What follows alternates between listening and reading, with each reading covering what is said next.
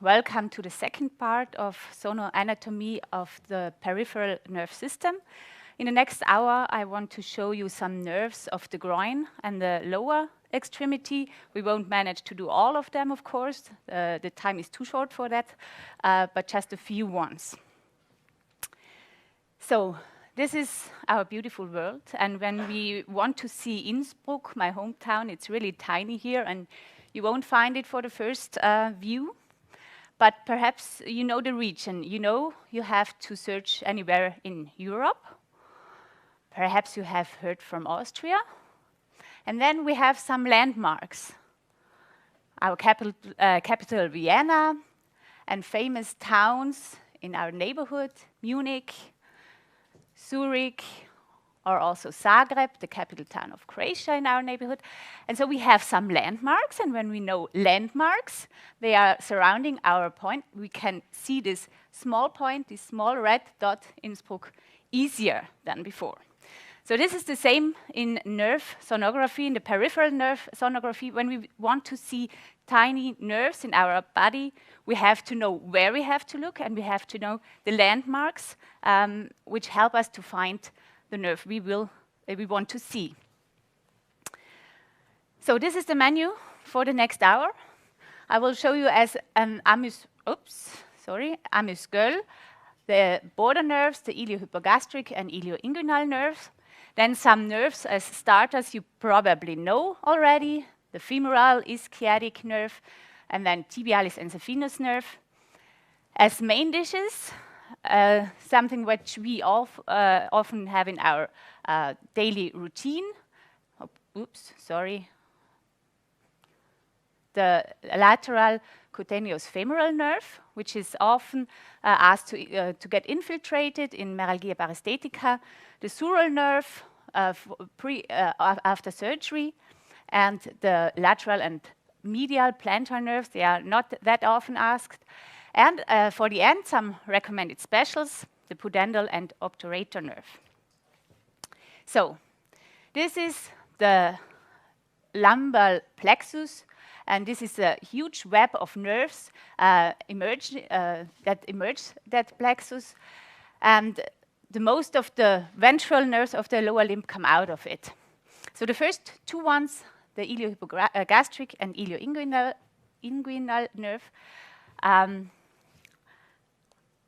they emerge the plexus dorsal of the psoas muscle and then run on the surface of the quadratus lumborum muscle ventrally and in a slight obliquely course.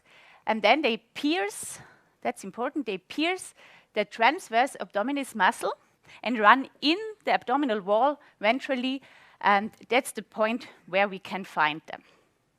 So external landmarks, they are important to know where to put the probe for the first contact. We can see in the most patients, in some of them we have to palpate the anterior supra iliac spine. It's easy to find. And then we go 2 to 3 cross fingers proximal and dorsal to the spine. Put the probe in a perpendicular approach on the iliac crest. You see the lateral edge of the probe should lie on the crest. And then we get this picture. And now we can define our internal landmarks. This is the high echo from the iliac crest and the 3 layers of the abdominal wall. And they are important. The deepest one is the transverse abdominal muscle. Then we have the internal oblique and the external oblique muscle. And the space between the transverse and the internal oblique, this is the important space where we have to search the nerves. And then you see here those tiny nerves in a cross-section area, the ilioinguinal near by the iliac crest, and in the direct neighborhood, the iliohypogastric nerve. We could also see in this layer the subcostal nerve.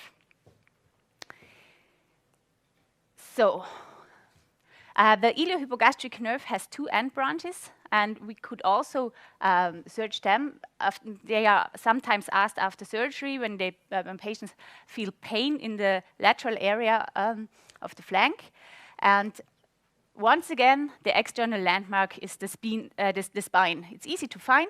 Now we have to go dorsally a little bit more, just 2 to 3 cross fingers, a little bit cranial to it. Put the probe once again in the transversal approach, the lateral edge on the iliac crest. And then we have this picture. Oops, sorry. The high echo of the bone.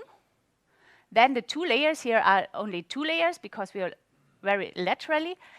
The internal and external oblique muscle. Over it, there's just subcutis. And the point of optimal visibility, where we can find this lateral cutaneous branch, is where it pierces the external lamina of the external oblique muscle. And we can see here this cross-section area of the nerve. When it runs forward in a subcutaneous course, but here's usually very hard to see. The other end branch of the iliohypogastric nerve is the median cutaneous nerve. And the external landmark here is not that easy to find. It's the superficial inguinal ring, which you can palpate. In men, it's helpful to ask the patient to cough, then you can feel it better. And then you put a probe on the skin a little bit proximal and lateral to the inguinal ring in a slight oblique position, as you can see it here. And then you get this picture. And of course, we're in the same region. Once again, the internal oblique abdominal muscle is one of the important internal landmarks. The other one is the rectus abdominis muscle. It's always easy to find. It runs straight downwards. So this is the region where we have to search. And important is this region between those muscles. The best point to see the nerve is in the fascia of the internal oblique abdominal muscle, as you can see it here. Here's the fascia, here's the border of the muscle, and this is the cross-section area of this sensory nerve. So let's go over to the starters. Something we have heard often of is the femoral nerve, a big nerve. And he exits the pelvis it runs under the inguinal ligament here. In the lacuna musculorum, this room under the inguinal ligament is divided by this iliopectineal arch in the lacuna musculorum and the lacuna vasorum. In this lacuna musculorum, there's the femoral nerve, the lateral cutaneous femoral nerve, and the iliopsoas muscle. And when we see this, it's easy to define our external landmark. It's the femoral artery. We all know where it is. Usually, you don't have to palpate it. In slim patients, you just take the probe and put it in the region where we, as doctors, should know that the artery is. If the patient, if it's not that easy, just try to palpate, and you feel the pulsation of the artery. Like this, and then you put the probe a little bit lateral to the artery on the skin in a transversal approach, and then we see this typical picture. I think we all have seen it yet. The femoral artery, here's a little bit of pressure with the probe, so the vein is compressed, and this hyperechogenic band over the vessels, this is the inguinal ligament. We have here the psoas muscle, so this is the lacuna musculorum, and usually the nerve is lying direct in the neighborhood of the vessels. You can see here this honeycombing pattern of a typical cross-section area of a nerve. And this is a special patient. This nerve is separated by a small artery in a smaller superficial part and a deeper, bigger part. As a variation, it does not have to lie in direct contact to the artery. You could also find it a few centimeters lateral to it.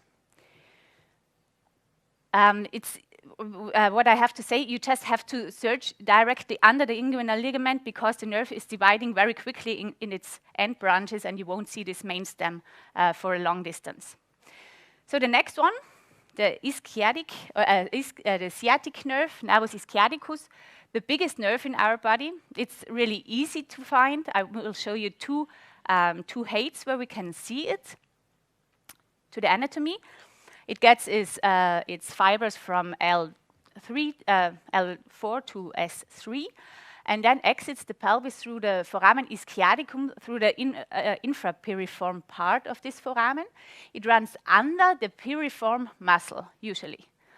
And then over the gemelli and the obturator internus. And what's important, or an important muscle for sonography, is the quadratus femoris muscle. It continues through the dorsal part of the flexor muscles under the hamstrings, straight downwards to the popliteal fossa.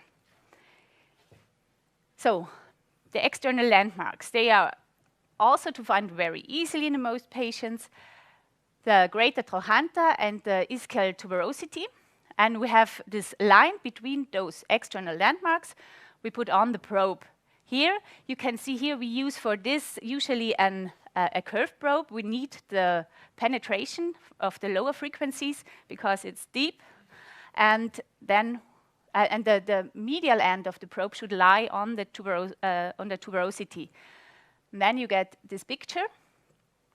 The big muscle in the superficial aspect of this image is the gluteus maximus muscle, a huge muscle. And as a bony structure, our internal landmark, the ischial tuberosity.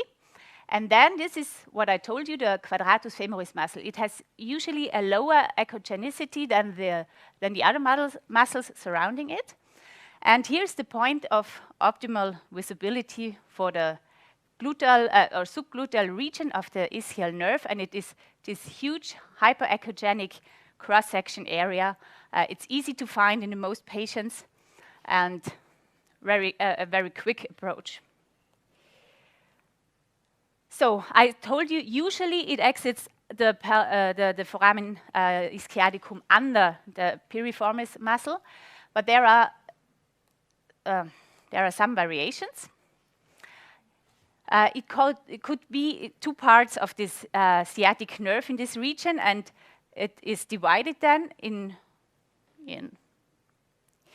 it could just pierce the muscle with one part, with the higher one. It could be separated by the piriformis muscle, or it could pierce the muscle at as a main stem. This is important to know in patients with piriformis muscle syndrome. When you want to do an infiltration, you want to Botox the piriformis muscle, and you should know the anatomy, because when you're going with a needle in this direction and you're going through the nerve, it would be a problem. So the next step downwards is on the distal thigh. Our external landmark is now the gluteal fold. It's also to see very easily. 2 cross fingers distal of the gluteal fold, and then put just the probe in a transversal approach in the middle of the thigh. You can here use a linear probe if it's possible. Otherwise, you have to change to the curved one. You get this picture. The hamstrings, you probably know. So internal landmarks, the most important one is the long head of the biceps femoris muscle, and in the deep, the adductor magnus.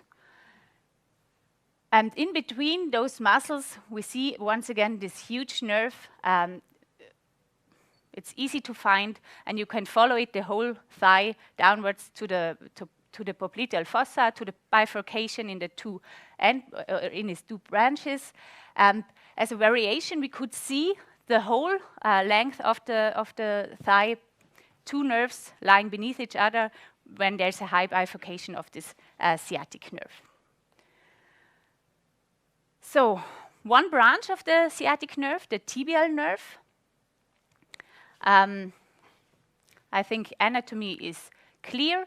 It runs straight downwards through the popliteal fossa in the center of this fossa, and then goes in the deep under the tendinous arch of the soleus muscle and runs in the flexor compartment to the medial ankle, just straight downwards through in between of the muscles. And we search it in the distal third of the lower extremity of the lower leg, and we can palpate, when we don't know where to put the probe, the distal end of the soleus muscle and the flexor muscles, and then, once again, transversal approach, and we get this picture. Here we can see the bony structure of the tibia, the flexor muscles, the end of the soleus muscle, and the most important internal landmarks for the tibial nerve are the posterior tibial vessels. Here you can see, usually very easy, the posterior tibial artery. When you do your ultrasound without any pressure, you can also see the accompanying veins. When you use pressure, they are vanished. And then in the direct neighborhood, you can see the tibial nerve very quickly, very easy, and then follow it upwards or downwards to find the pathology. So we go a little bit more distally to the ankle, and here we can see the tibial nerve coming downwards. Then a branch exits the nerve before it enters the tarsal tunnel. In the tarsal tunnel, there's a bifurcation in the two end branches. I will show you later. But now we will have a look at this small sensory nerve which exits the nerve. It's the same region as we had before, transversal approach, and we follow just the nerve downwards, looking on this nerve. Here we are more distal, and now we see a hyperechogenic bend. This is the flexor retinaculum. And the tibial nerve, what we saw before, here the artery, and here the abductor hallucis muscle. And then you can see beneath the main stem of the tibial nerve, there are a few small nerves. They are running subfascial, in contrast to the lateral calcanea branches. They are subfascial, they are not in the subcutis, and these are the medial calcaneal branches. Another sensory nerve, the saphenous nerve. It's bigger than you would expect it, and just once again to the anatomy.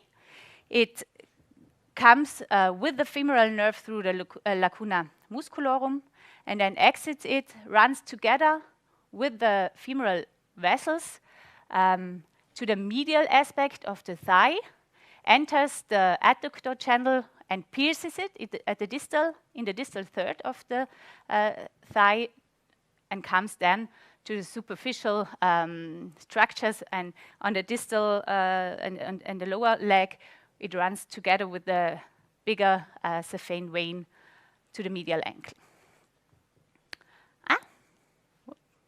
The important structure I want to show you is this muscle, the sartorius muscle, here covering the femoral vessels and the nerve, and we will see now in the pictures that this is our internal landmark. External landmarks, they are not that easy to define here because there are no bony structures. It's just the anterior superior iliac spine and the base of the patella, and we know the course, where the saphenous nerve might run. We put the probe in the middle third of the thigh in the medial aspect, in a transversal approach, and then we get this picture. And here we see the vessels. They're usually very easy to see, covered by the sartorius muscle. This muscle usually has a nearly triangular structure here. You can find it very easy. Median to it, it's the median vastus muscle, and here in the deep you can see the long adductor muscle. So these are our internal landmarks, and then it's not that hard to identify this cross-section area of the saphenous nerve. And then you can follow it from this position upwards, downwards, and yeah, that's not very hard. As a variation, it does not have to lie anterior lateral to the vessels. It might also lie on the other side of them. So one step more distally.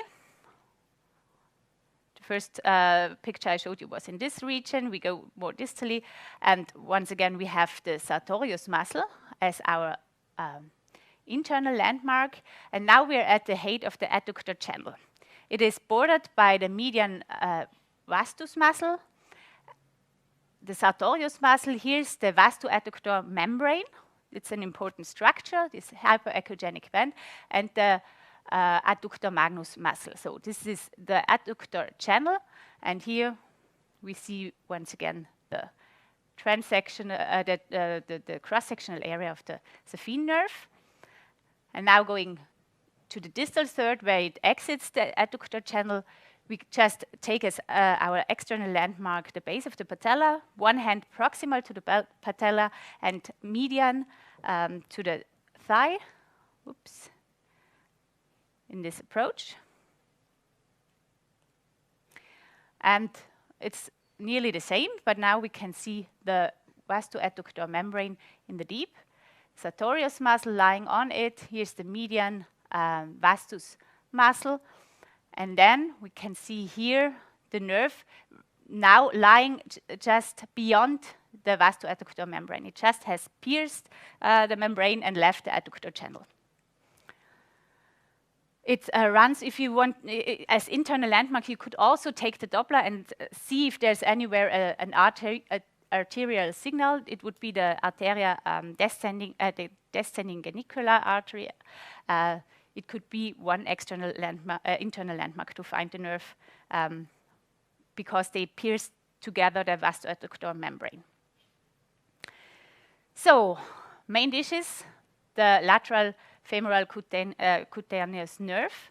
As I told you, we often have to assess it in cases of meralgia paresthetica after hip surgery or without any reasons. And it's at the beginning, we started to search it at the iliac spine, at the anterior superior iliac spine. I will show you a point where you can find it more easily and then follow it upwards. So once again to the anatomy. As I told you, it leaves together with the femoral nerve and the iliopsoas muscle through the lacuna musculorum, the pelvis, and then pierces the fascia lata and runs subcutaneous on the lateral and proximal aspect of the thigh. It's a purely sensitive nerve. And in the pelvis, we could also try to see it, but it's not easy and it's not asked very often. So external landmarks, anterior superior iliac spine, it's very prominent here in this region. You go distally a few centimeters, and then you ask the patient to lift the limb a little bit. And then you see a little groove between the sartorius muscle and the tensor fasciae latae muscle. You can also palpate this groove. You follow with your fingers in it, and then you put here the probe in a lateral, in a transversal approach, just a little bit downwards of the spine. Usually you would search meralgia in this region, but you search the nerve first here. And then you get this picture. Sartorius muscle is our internal landmark. The other one, the tensor fasciae latae, flat muscle. This is rectus femoris. And now you can see this fat-filled flat channel, a structure where often the subcutaneous nerve, they often run in such fat-filled flat channels. And this is a very prominent one. And you just follow those muscles upwards and downwards, and then you will identify this channel. And in the center of these channels, we can find these cutaneous nerves, in this case, the cutaneus femoris lateralis. When you found it there, you can follow it upwards, and then you can see if it thickened at the iliac spine.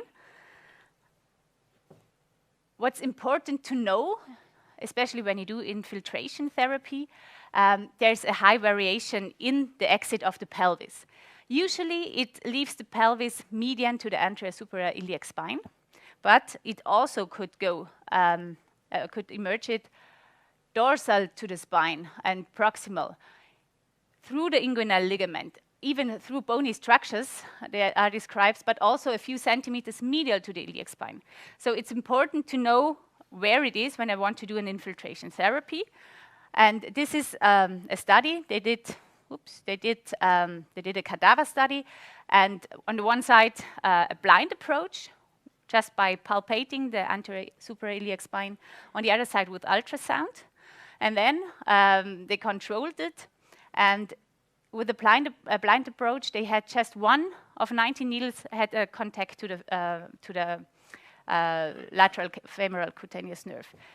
On the other side, 17 of 19 needles with ultrasound were in the right position.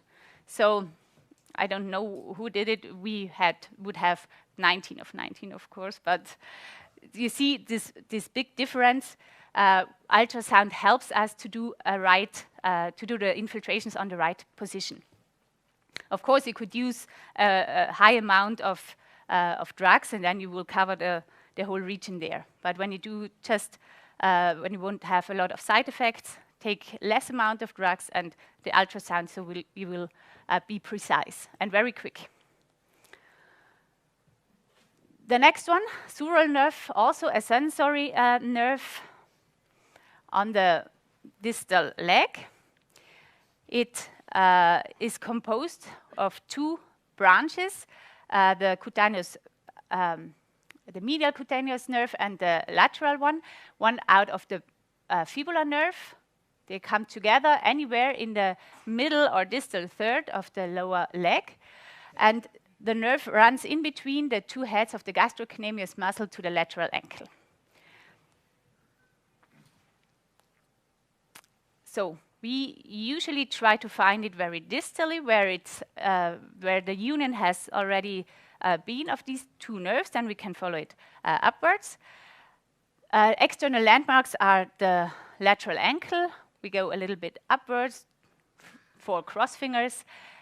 We can feel the Achilles tendon, and there's a groove between those two structures, and we put the probe in a transversal approach again, and we get this picture. Here, the fibular muscles, soleus muscle, distal end, the other side, and we have seen on the medial side. And the important region now is the subcutis. And here we see this small dark spot, the small saphenous vein.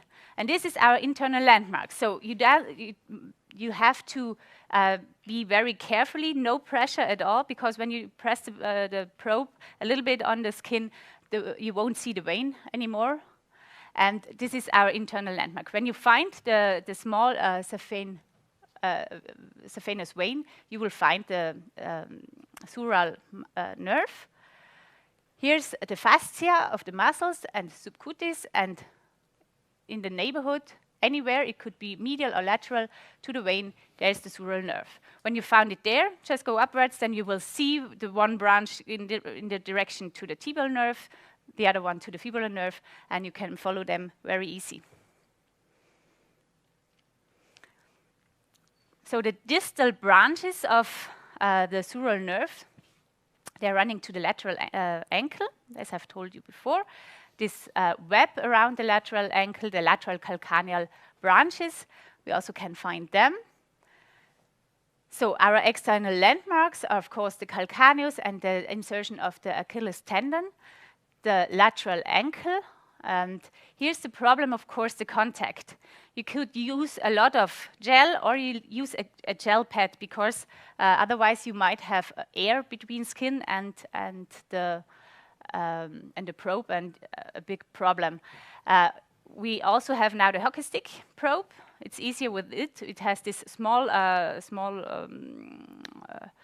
contact, and it's very, very beautiful to do the ultrasound in this region with the hockey stick probe. You just move downwards your probe along the Achilles tendon in this groove, and anywhere here the branches should leave the main stem. So this is the fascia, the muscular fascia, And in contrast to the medial ones, they are now lying really in the subcutis. So we just have to search some tiny little cross-section nerve areas. There are also a few of them, not only one nerve, and easy to find. Just follow them upwards and downwards. And then we go to the sole of the foot, to the medial and lateral plantar nerve, the end nerves of the tibial nerve. I've told you the tibialis nerve divides in the tarsal tunnel in its two branches, the lateral the lateral plantar and medial plantar nerve. They are dividing in its end branches more distally. And our problem and our external landmark, both, is the plantar aponeurosis. External landmark because it's easy to palpate. A problem because it's very dense and it causes blurring when we do ultrasound there. So it's not very good to see the nerves in the deep of the sole of the foot. So I will show you just the pictures proximally. External landmarks, once again, the medial ankle and the tubercalcani. And we have this line between those external landmarks. We put the probe here. Use a gel pad or the small probe, and then we get this picture. Here are the flexor tendons. And now the important structures, as the same as the tibial nerve proximally, are the vessels, the posterior tibial vessels, the artery, the accompanying veins. And here this hyperechogenic structure, the flexor retinaculum. And there we see two cross-section areas of the nerve. It's splitted yet. The medial and the lateral nerve just after the division. As a variation, you could see the main stem going more distally, so a deep division in those two nerves, and you could see in the tarsal tunnel just one nerve. A little bit more distally, the same landmarks, and now the probe in a longitudinal approach. And here you have to press the distal edge in the tissue to get a better image, because it's a dense structures there. The sole of the skin has a thick cutis, and it's the plantar fascia also in this region. And then we get this picture, this image, a lot of muscles, and you have just get orientation, bony structure. So this is the talus, the sustentaculum, tali, the long flexor tendons, the short ones, the abductor hallucis tendon. And in the deep, this is the quadrator plantaris quadratus muscle. So, and the most important internal landmark to my mind is the plantar artery, which we see in the center of this connective tissue space here. And it's surrounded by two nerves, so it's in the middle of two nerves, two cross-section areas. These are the medial and the lateral plantar nerve. You can try to follow them more distally, but it's the problem is the blurring of the plantar aponeurosis. But in the book, we also have pictures there, but it's we will take time to see them. So we're coming to the end. Recommended specials. The pudendal nerve, a nerve I always got scared when I heard I have to assess the pudendal nerve. But now I think it's really easy if you remember just one structure. Anatomy once again. So we have had the sciatic nerve yet, and now the carotid maximus, gluteus maximus, and we see a structure here where the pudendal nerves runs under it, the sacrotuberous ligament. And the most important structure you have to remember is the internal obturator internus muscle. External landmarks are once again the ischial tuberosity. You palpate it and you put the probe just 1 to 2 centimeters proximal to it on the skin. once again, a curved probe for the penetration, and you get this picture. So this is the lateral and medial side. You have here the high echo reflex of the ischial bone, and then a structure what reminds us to a waterfall. It's just when you're going upwards and downwards, you see this structure winding around the ischial bone like a waterfall, and then this is our internal landmark. You can use the Doppler, or you see an artery in this region, and proximal superficial from the dorsal aspect, superficial to this artery is the pudendal nerve. Very easy to find and very easy to infiltrate here. I didn't believe Hannes until he showed it me, so it's really a good thing. The last nerve for today, the obturator nerve. Oops, this was too much. So it receives its fibers from L2 to L4 and runs behind the psoas muscle downwards to the lesser pelvis, and then runs through the obturator channel and divides in two branches, the anterior and posterior one. Our internal landmarks are the adductor muscles, as I will show you now. The external one is once again femoral artery, but now in contrast to the femoral nerve, medial to the artery. We can also palpate the long tendon of the long adductor muscle, and then we put the probe in between those external landmarks in a transversal approach, slight oblique. You will see it, how you can see the muscles then in the best view, and then we get this picture with the bony structures of the ischial bone, superior and inferior branch, and in the superficial aspect of the picture, the pectineus muscle, and in the deep, the extern obturator muscle. And the point of optimal visibility is here in between those two muscles, pectineus, obturator externus, and this is the cross-section area of the main stem, proximal, just where it exits the obturator channel. You could also see two nerves here in case of a high bifurcation. When we go more distally, we can now detect the end branches, the anterior and posterior branch. It's the same landmarks, but it's just a few centimeters distally to it. And we get this picture of the adductor muscles. In the superficial one is the long adductor muscle, followed by the short one, and in the deep, the adductor magnus. Don't think that these are two muscles. The adductor brevis usually has this septum in the middle of it, but it's one muscle. So don't think it's just this one. Longus, brevis, magnus. This is what we have to have in mind.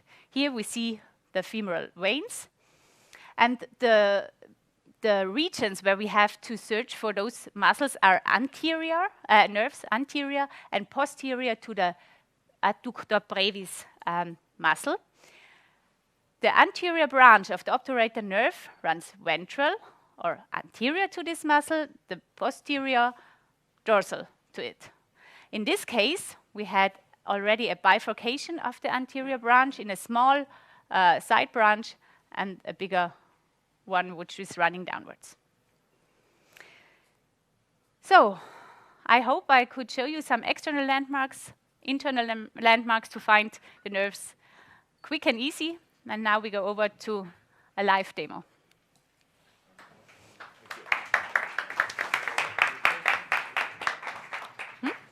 We can do the questions later. Yeah. Also, sollen wir klar? No, I think there's no immediate questions. No. Okay. Also, jetzt hänge ich natürlich da. Kannst du mir mal da helfen?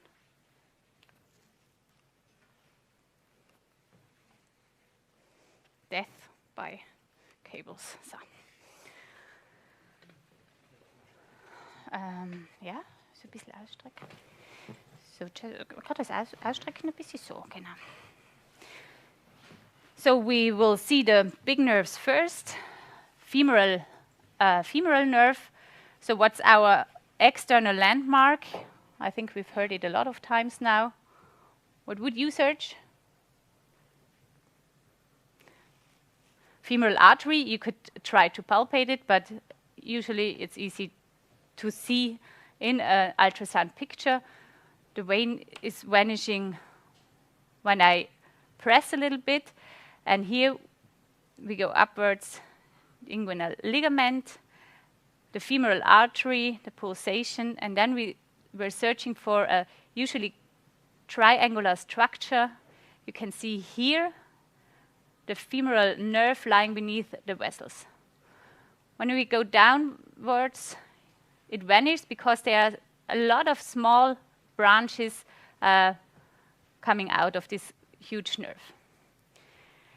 The lateral cutaneous femoral nerve, we would just ask the patient to lift the limb a little bit, gerade ein bisschen anheben das Bein, and then we see and feel this groove here. Can you see it? No.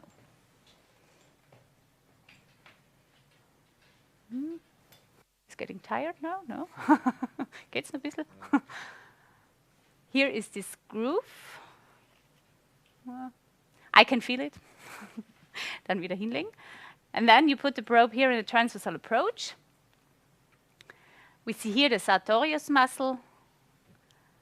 Anyway, here the tensor fasciolate, and here's this fat-filled flat channel. And in the center of the channel, we see here already a division. Here's a small side branch, and here's the main stem of the lateral cutaneous femoris nerve. I'm now going upwards a little bit, and you see the internal landmark, the sartorius muscle, and it's running on the, here's flattened, and on the muscle upwards to the, now I've lost it, once again back. There, here you can see the nerve. It's very flat here. There are a lot of fascicles running beneath each other. And upwards to the, here's the spine. And the exit of the nerve is here. So it's easier to find it in this position than at the iliac spine, anterior superior iliac spine. So now we are searching for the saphenous nerve. You just have to ask the patient to lie in an external rotation just a little bit. Then in the medial third of the thigh, we put the probe on the skin, and then we can see falsche Richtung, so, the triangular structure of the sartorius muscle. And here in the deep to it, the femoral artery and the vein, and lying beneath the artery here, the saphenous nerve. So we can follow it upwards or downwards. Now we're going to the distal third, and here we saw the arteria genudescendens, piercing the vastoadductor membrane, here, in this position. And here also the nerves pierces the membrane, as you have seen it yet. And here is a small branch which we could follow to the knee. It's the infrapatellar branch of the nerve. Once again, here the vessels, sartorius muscle, and then it's not very hard to find the saphenous nerve and follow it downwards. Here's the nerve after the penetration of the vastoadductor membrane. Gut, dann, was machen wir denn? Die border nerves. Gerade da oben ein bisschen fein machen.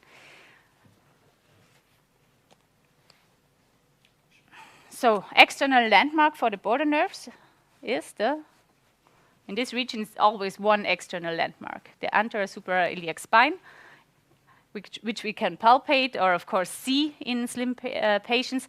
We go a little bit proximal and dorsal of the spine, and then we put the probe in a perpendicular approach to the iliac crest, and then we can see those three layers of the abdominal wall. The transverse abdominal muscle, the intern and extern oblique muscle, and then here's the iliac crest, and beneath the crest there are two cross-section areas. Here's one, and here's the other one, the ilioinguinal and iliohypogastric nerve. You could try to follow them distally. They are sometimes injured in post-operative problems, but to find them, you just have to look here on the proximal to the iliac spine, where these 3 layers are really easy to see. 1, 2, 3. So then we turn around, please. Jetzt gerade die Unterhose ein bisschen aufziehen, genau. So, then we change to the abdominal probe or curved probe.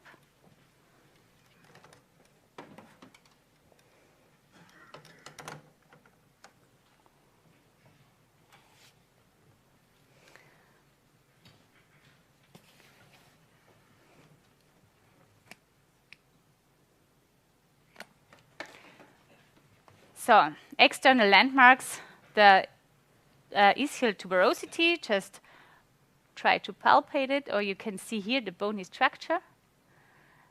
The big muscle in the superficial aspect of the image is the gluteus maximus muscle, in the deep, the quadratus lumborum, and here in between the sciatic nerve. Easy to find here, and in this region we also can have a look at the pudendal nerve, and this is the structure I've told you, this waterfall sign. Here around the ischial tuberosity, just a little bit proximal to it, and you see this dark muscle, the obturatorius internal muscle, and then we can try to get the pudendal artery. No? Was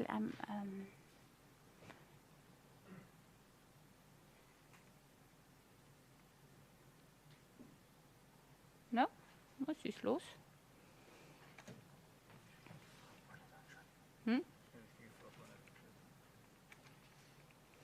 Just a moment.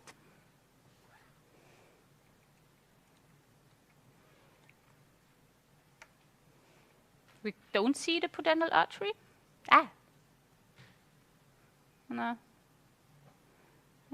It has to be in this region, and here's the nerve, the pudendal nerve, just beyond the artery. Now we had the signal. Here you can see the cross-section area of the nerve. It's always next to the obturator internus muscle and easy to find. And when you do an infiltration, you have an approach from the lateral side in this direction, and it's very easy, very quick. Here's the nerve. So the sciatic nerve on the thigh, very easy to find. Just put the probe in the middle of the thigh, just a few centimeters distal to the gluteal fold, and then we have the long head of the biceps muscle, here, other side. No, this is the adductor magnus muscle, semitendinosus and semimembranosus, and here the long head of the biceps muscle, and in between this huge nerve, you can also have a longitudinal view of it, the sciatic nerve, and we can follow it downwards, just in the center of the thigh, when we have enough gel. Straight downwards, and anyway here we should see the bifurcation in the 2 branches. That's I will want to change to the 14 megahertz probe. It's easier to see with a higher frequency.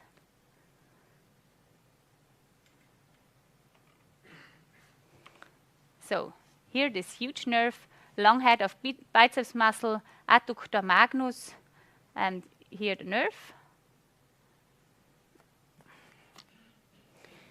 We're coming in the near of the popliteal fossa.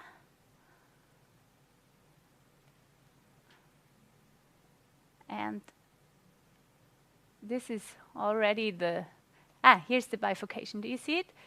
Here's one prominent fascicle in the fibular branch. And here we have, it's hard to see because there's curvy course of the nerve, but here we can see very good this bifurcation in the fibular and tibial nerve. Fibular nerve goes to the lateral side of the knee, and the tibial nerve runs straight downwards with the vessels through the popliteal fossa. Here's the nerve, and then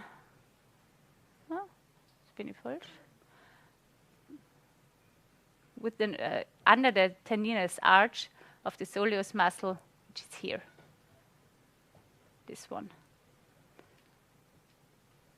So just the center of the distal thigh. Here's the tibial nerve. It's descending here in this region from the center under the tendinous arch, and here it's really it's not that sharp. Then we can see it in the distal thigh, but here it's the artery, the pulsation of the artery, and here the tibial nerve lying beneath it.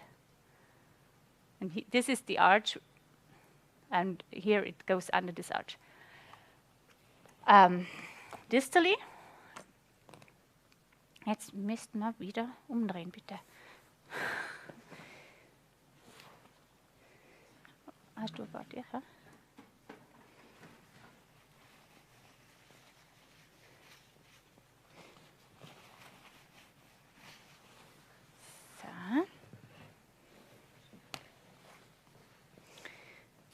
Gerade so ein bisschen nach außen drehen. So. A slight external rotation. We have the inner ankle, the Achilles tendon, and here this groove between those structures. We put the probe in a transversal approach. And then, kann ich das ein bisschen näher haben?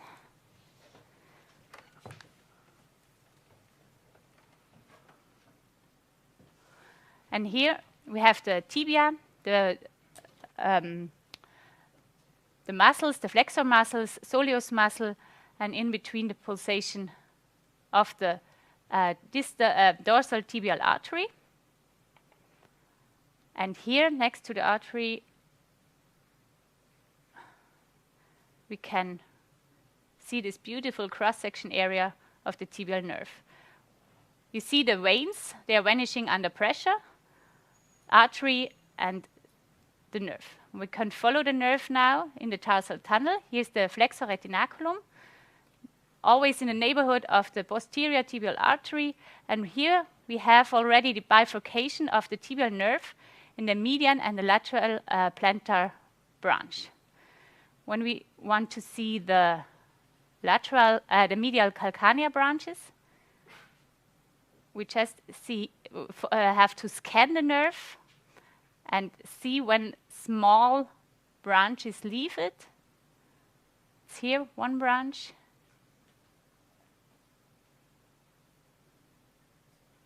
And there are subfascial. Here's another one. You see these small bubbles running under the retinaculum, flexor retinaculum.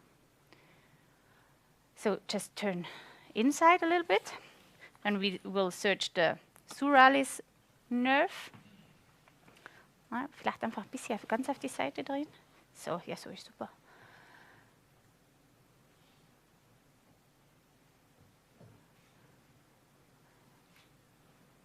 So, proximal of the lateral ankle, anywhere there has to be the small saphenous vein, but it isn't here. Da. Jetzt muss man nochmal bitte auf den Bauch drehen. It's easier to turn the patient on the stomach. Tut mir leid, bist du noch voll gell, gell?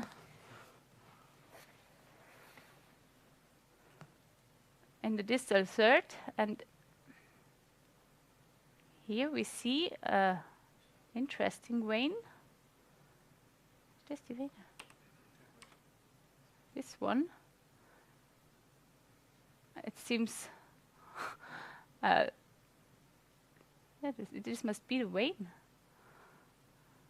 Die ist verstopft. Hast du mal ein Problem gehabt? No? No, Ella? Ah, here it's open, as you can see it. So I've really, I just have slight contact. Now, it was too much pressure. And we see the vein. And next to the vein, here the sural nerve. This one. It's easy to find in the neighborhood of the saphenous vein. Aber ganz normal. Yeah. Okay, I think that's it.